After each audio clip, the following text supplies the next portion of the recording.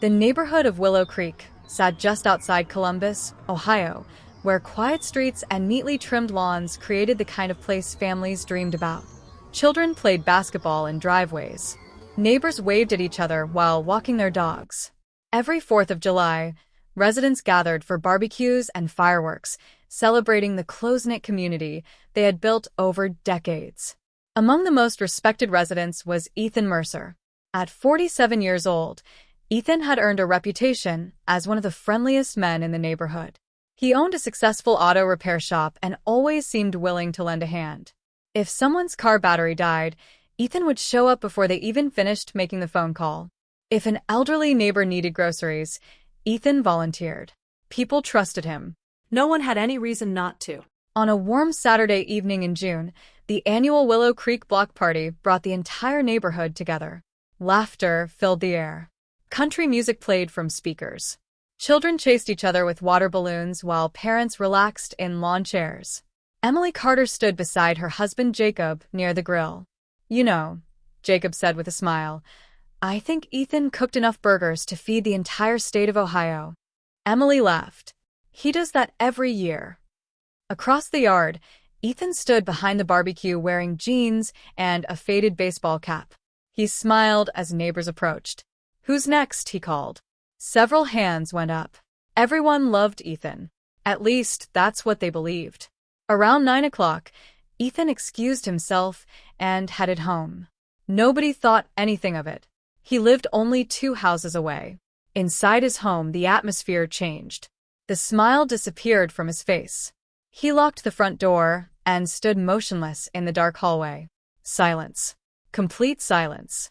Then he walked downstairs, past the laundry room, past shelves filled with ordinary household supplies, to a locked steel door hidden behind storage boxes. He entered a 6-digit code. The lock clicked. The room beyond was cold. Fluorescent lights buzzed overhead. Metal shelves lined the walls. And carefully arranged on those shelves were dozens of cardboard boxes, each one labeled with a date. Ethan approached the oldest box. He opened it slowly. Inside rested a silver necklace, a driver's license, several photographs, and newspaper clippings. He stared at them for a long moment. His expression remained calm, almost peaceful. Then he closed the box. "Not tonight," he whispered. Upstairs, fireworks exploded in the distance. Neighbors laughed. Families celebrated. And nobody suspected that less than 50 feet away, hidden beneath an ordinary suburban home, lay secrets connected to disappearances stretching back more than 15 years. 300 miles away, Detective Rachel Monroe sat alone in her office. Stacks of unsolved files covered her desk. The clock on the wall read 11:38 p.m. Most of the building was empty. Officer Daniel Hayes poked his head through the doorway. "Rachel, you're still here?" She didn't look up. Daniel sighed. "You need to go home." "1 more hour." "You said that 3 hours ago." Rachel rubbed her eyes. 5 women. 5 disappearances. No bodies. No witnesses. Nothing. For 6 years, the cases haunted her. Everyone else had moved on. She couldn't. "You're chasing ghosts," Daniel said gently. Rachel opened one of the folders. "I know. Then why keep doing this?" She stared at the photograph of 28-year-old Melissa Harper. Missing. Never found. Because someone knows what happened. Someone always knows. Rachel closed the file. People don't just disappear. Daniel leaned against the door. "Maybe someday you'll find something." Rachel looked at the wall covered with photographs and maps. "I hope so." Neither of them realized that the answer they had searched for during 6 long years was living in a quiet neighborhood outside Columbus, smiling, helping neighbors, cooking hamburgers, and hiding secrets that would eventually shock the entire country. The following Monday morning, Emily Carter noticed something strange. It wasn't dramatic, nothing terrifying, just odd. She stood at the kitchen window pouring coffee when she saw Ethan returning home. His truck was covered in mud. The back tires looked dirty. And it was only 6:30 in the morning. Emily frowned. That's strange. She hadn't heard him leave. More importantly, where had he gone? She watched Ethan climb out of the truck. He looked tired, very tired. But when he noticed her through the window, he smiled and waved. Emily smiled back. And within seconds, she forgot about it. Because Ethan Mercer wasn't the kind of man people worried about. He was the kind of man people trusted. Which was exactly why no one ever saw the monster hiding in plain sight. Not yet. Chapter 2. The Missing Woman. By Tuesday morning, life in Willow Creek had returned to normal. School buses rolled through the neighborhood. Lawn mowers hummed in the distance. Parents rushed to work while retirees gathered at the local coffee shop for their usual conversations. Nothing ever seemed to change in Willow Creek. That was part of its charm. Emily Carter spent most mornings working from home. As a freelance graphic designer, she enjoyed the peaceful atmosphere of the neighborhood. She knew almost everyone by name, including Ethan Mercer. Over the years, Ethan had become more than just a neighbor. He had become a friend. When Jacob broke his ankle 2 winters earlier, Ethan had shoveled their driveway for 2 weeks without being asked. When Emily's mother passed away, Ethan brought over dinner and quietly offered his condolences. He was thoughtful, dependable, normal, or at least that was what everyone believed. Nearly 200 miles away, 29-year-old Lauren Bennett left her office building in Cincinnati just after 6 in the evening. The financial consultant had spent the day preparing reports for a meeting scheduled later that week. She called her younger sister, Megan, while walking toward the parking garage. "Still coming Friday?" Megan asked. Lauren smiled. "Wouldn't miss it. Mom already bought enough food for 50 people." Lauren laughed. "Tell her I'm bringing dessert." "Good. Dad's excited." "I'm excited too." The sisters spoke for another 10 minutes before hanging up. Neither of them knew it would be the last conversation they would ever have. At 9:30 p.m., Lauren failed to answer her mother's call.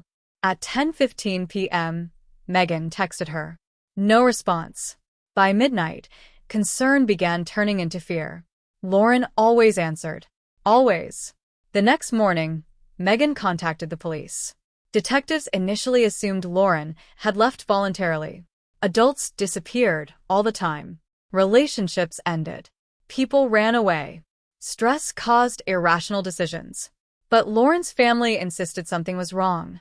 Her car had been found abandoned near a highway rest stop. Her purse remained inside. So did her wallet. And her cell phone. Nothing had been stolen. No signs of a struggle. No witnesses. No clues. It was as if Lauren Bennett had simply vanished. 3 days later, Detective Rachel Monroe received an email. Another missing woman. She opened the file. Female. Late 20s. No enemies. No criminal history. Vehicle abandoned. No evidence. Rachel's expression darkened. She had seen this pattern before. Too many times. Officer Daniel Hayes entered her office carrying 2 coffees. "You look like you've seen a ghost." Rachel handed him the report. Daniel skimmed the information. Then his smile disappeared. No. Rachel nodded. Same age range. Daniel sighed. Rachel. Vehicle abandoned. Could be coincidence. Phone left behind. Still coincidence. No witnesses. Daniel remained silent. Deep down, he knew what she was thinking. And he hated the possibility. Because if Rachel was right, then someone had been killing for years. And no one had stopped him. Meanwhile, Ethan Mercer spent his Thursday afternoon replacing brakes on a customer's truck. Business at Mercer Automotive had never been better. Customers trusted him. Employees respected him.